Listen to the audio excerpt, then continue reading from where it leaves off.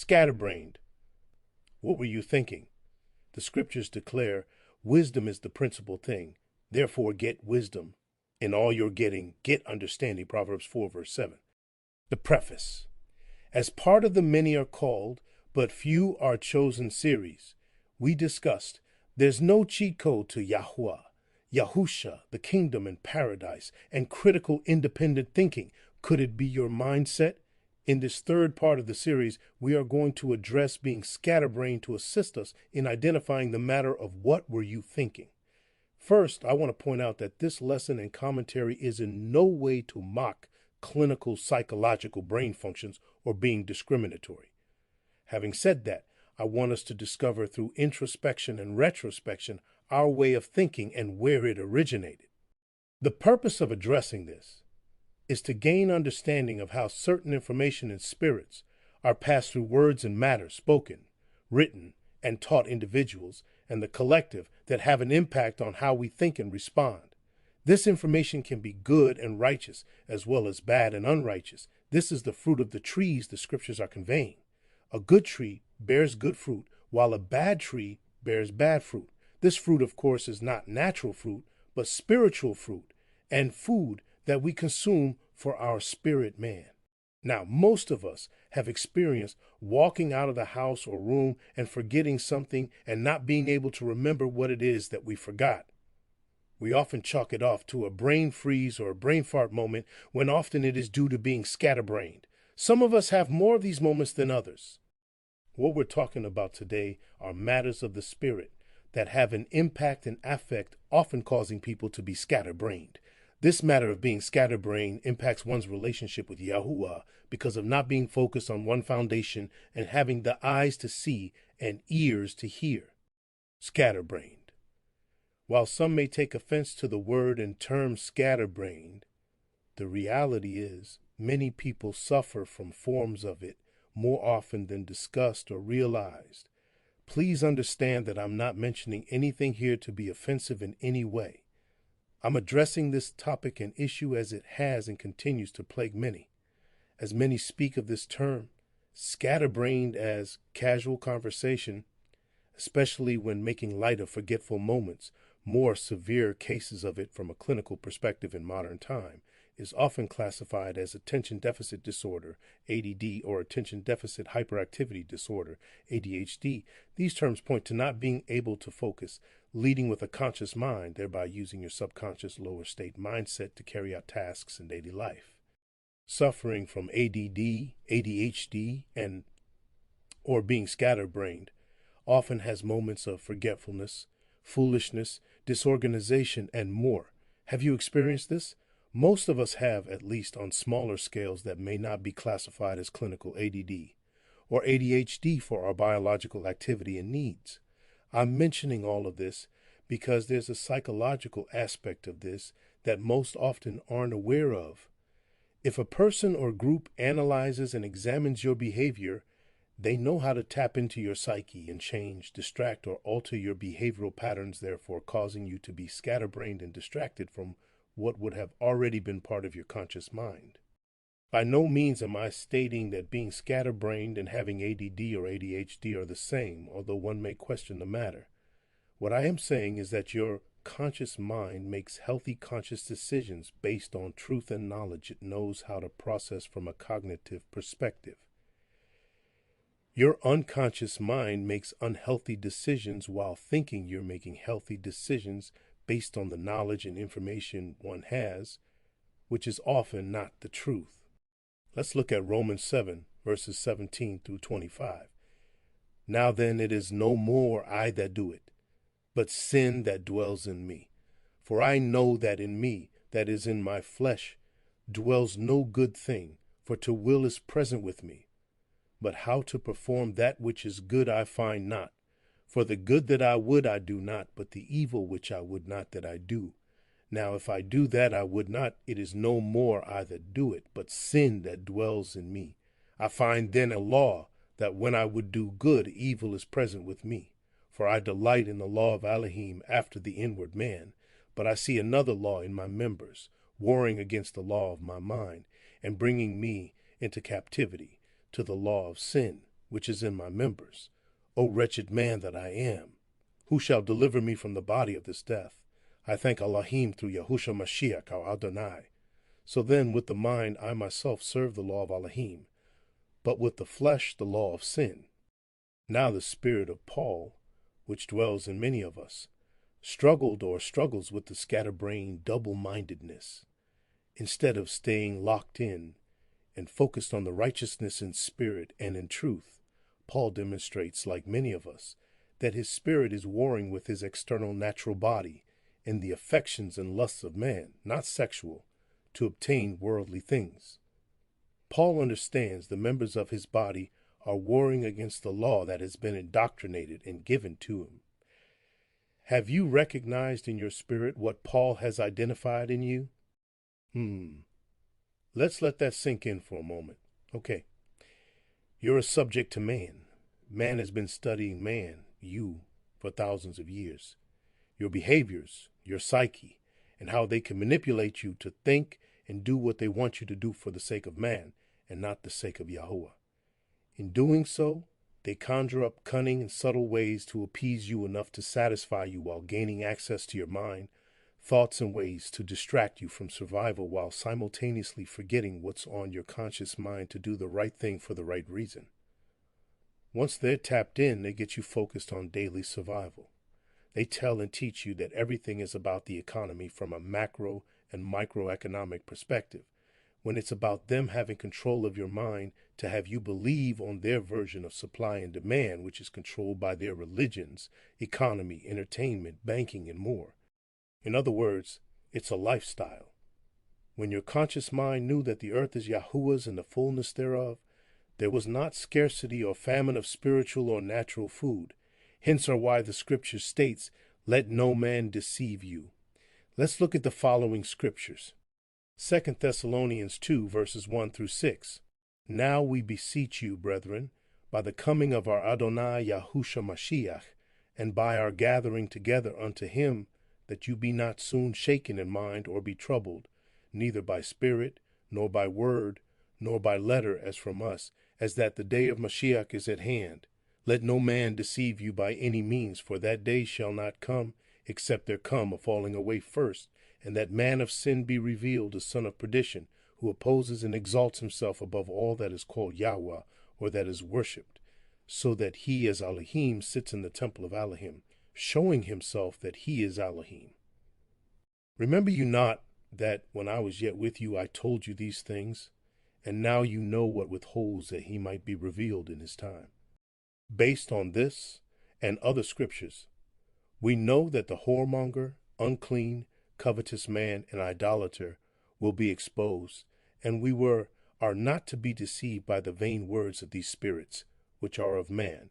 We are to be set apart from them, and remain set apart in spirit and in truth. This scripture and others assist us in identifying that we are to gather together with kindred, like spirits of Yahusha in mind, body, and spirit. When doing so, we don't have to worry about being shaken in mind, earthquakes, be troubled by spirit, word, or letter from Yahuah's spiritual truth, as the day of Yahusha is at hand. Let no man deceive you. Now let's look at Ephesians 5, verses 5 through 12, to assist us in understanding. For this you know, that no whoremonger, nor unclean person, nor covetous man, who is an idolater, has any inheritance in the kingdom of Mashiach and of Yahuah. Let no man deceive you with vain words, for because of these things comes the wrath of Yahuah upon the children of disobedience. Be not you therefore partakers with them, for you were sometimes darkness, but now are you light in Yahuah. Walk as children of light, for the fruit of the Spirit is in all goodness and righteousness and truth, proving what is acceptable unto Yahuah, and have no fellowship with the unfruitful works of darkness, but rather reprove them. For it is a shame even to speak of those things which are done of them in secret. 1 John 3, verses 4 through 8 reads, Whosoever commits sin transgresses also the law, for sin is the transgression of the law. And you know that he was manifested to take away our sins, and in him is no sin. Whosoever abides in him sins not, Whosoever sins has not seen him, neither known him. Little children, let no man deceive you. He that does righteousness is righteous, even as he is righteous. He that commits sin is of the devil, for the devil sins from the beginning. For this purpose the Son of Elohim was manifested, that he might destroy the works of the devil.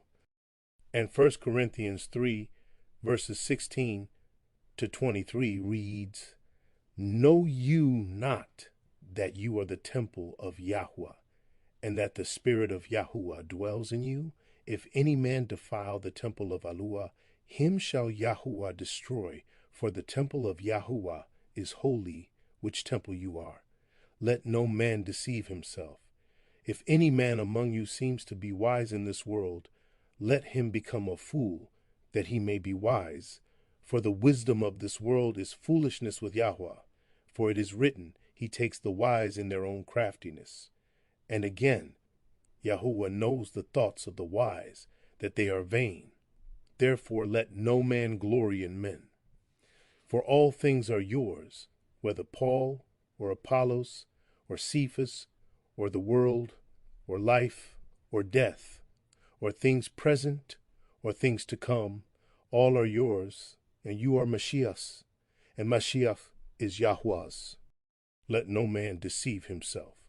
Let no man deceive you. When we see man who appears to the world to be wise, let him become a fool, so that he will see what wise truly is. Their wisdom is vain and carnal, selfish, natural matters to have power, rulership, money, accolades, and notoriety. So, as we can see via the scriptures, we were warned not to fall into the ways of the Gentiles through deception, yet the masses did. Through the deception, psychological mind games, pulpit performances, the mind of the masses has been operating at a lower frequency, lack of understanding, and falsehoods through the subconscious or lower estate mindset. This now has the masses concentrating and operating as puppets in matters that impact themselves and their families only. In other words, it keeps the truth of Yahuah out of the hearts and minds of the inhabitants of the earth. Now let's address double-mindedness, as we know that it is a major component of being scatterbrained. Double-mindedness, the deception, wickedness, and the adulterated word was fed as rotten fruit from Satan and his cohorts. They provided some good, enough to be believed by the carnally minded masses, but the carnal and natural lies would then cause you to be both scatterbrained and double-minded. The double-mindedness bouncing back and forth and not staying on one or the other foundation is what keeps the masses in chaos and turmoil. What do I mean by this? What I'm stating is that we are to operate on the foundation of righteousness in spirit and in truth and no other. Not staying on this one true foundation causes one's understanding to be on sinking sand. Matthew 7:24 to 27. With a wavering spirit and mode of living. Let's review Matthew 7:24 to 27. Therefore, whosoever hears these sayings of mine and does them, I will liken him unto a wise man, which built his house upon a rock. And the rain descended, and the floods came, and the winds blew and beat upon that house, and it fell not, for it was founded upon a rock. And every one that hears these sayings of mine and does them not shall be likened unto a foolish man, which built his house upon the sand, and the rain descended, and the floods came, and the winds blew and beat upon that house, and it fell, and great was the fall of it. So, while the world thinks what they see is the problem, the issue at its origin started in the spirit well before the manifestation of what you are seeing today.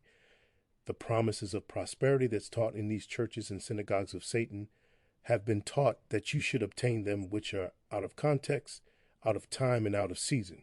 Hence, that is why you're seeing the fall of these ministries and those with power, rulership, and money who do not honor and obey Yahuah's Torah.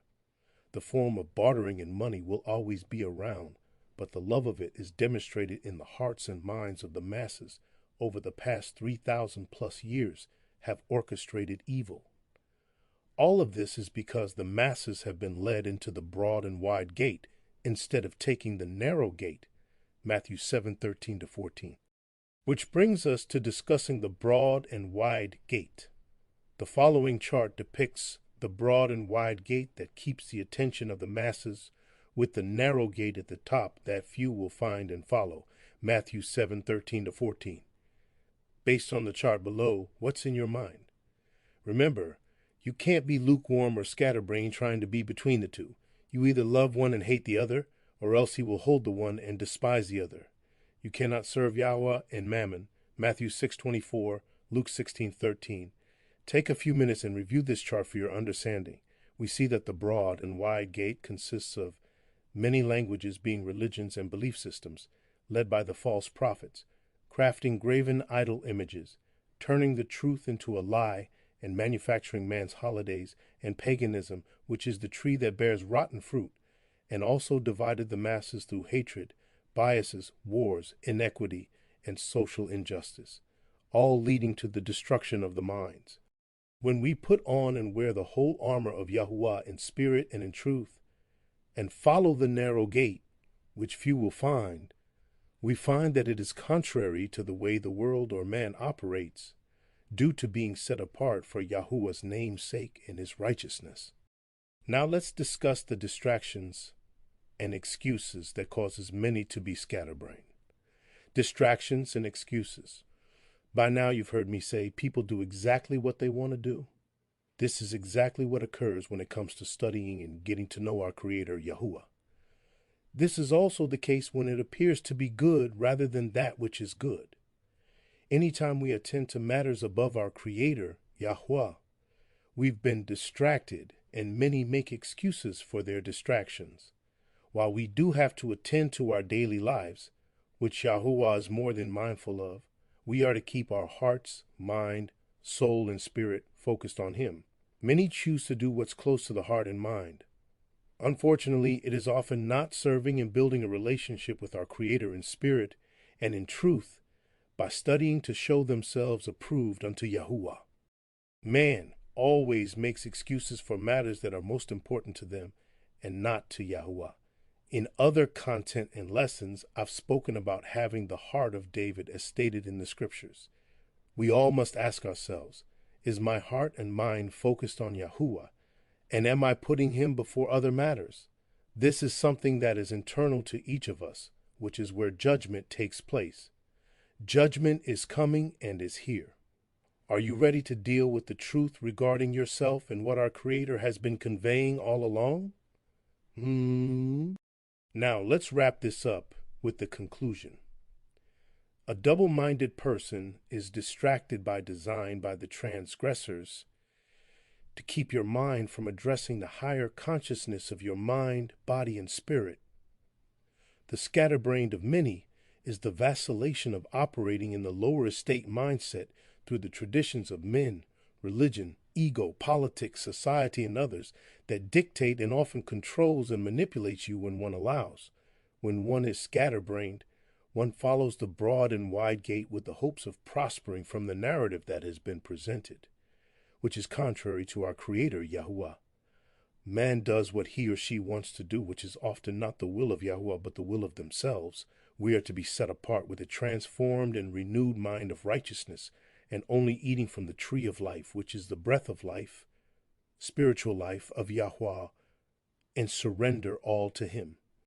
Our mind is important for critical independent thinking, for righteousness for Yahuwah's name's sake, and for our individual and collective salvation. A righteous mind is a terrible thing to waste. Seek strategies and exercise your spirit to stay focused on the righteousness of Yahuwah with your mind, heart, and spirit. Time is at hand. Okay, that's it. Be blessed. Shalom.